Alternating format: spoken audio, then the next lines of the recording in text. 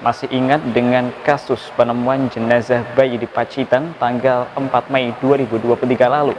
Kini petugas dari jajaran Satreskrim Polres Pacitan berhasil menetapkan seorang biduan dangdut sebagai tersangka. Beberapa petugas tersangka yang berstatus janda mengaku nekat membunuh anak kandungnya sendiri lantaran malu melahirkan anak tanpa suami.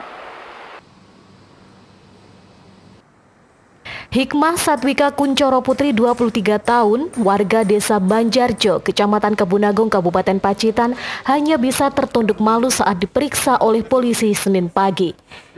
Tersangka yang bekerja sebagai biduan dangdut tersebut diamankan dari rumahnya dan ditetapkan sebagai tersangka atas dugaan kasus pembunuhan yang menyebabkan anak kandungnya sendiri meninggal dunia dan dibuang di pinggir jalan desa Kebon Dalem, Kecamatan Tegalombo pada 3 Mei lalu. Kepada petugas, tersangka mengaku motif pembunuhan yang ia lakukan terhadap bayinya tersebut karena dirinya malu yang berstatus sebagai janda melahirkan anak tanpa seorang ayah. Bahkan saat melahirkan, ia terpaksa melakukan proses bersalin sendiri tanpa bantuan pihak medis. Usai dilahirkan pada 1 Mei lalu, kemudian bayi laki-laki tersebut dimasukkan ke dalam koper dan disimpan di dalam kolong tempat tidurnya sebelum akhirnya dibuang pada tanggal 5 Mei dan ditemukan warga 1 hari kemudian dalam kondisi sudah membusuk.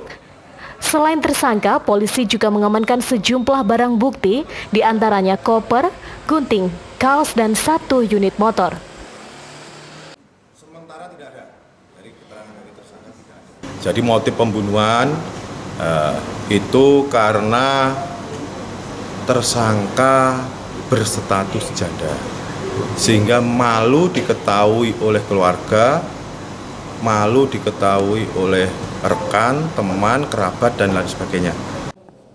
Atas dugaan kasus tersebut, tersangka dijerat dengan pasal 80 ayat 3 Undang-Undang Nomor 23 Tahun 2022 tentang perlindungan anak dengan ancaman hukuman 15 tahun kurungan penjara. Edwin Aji, JTV, Pacitan.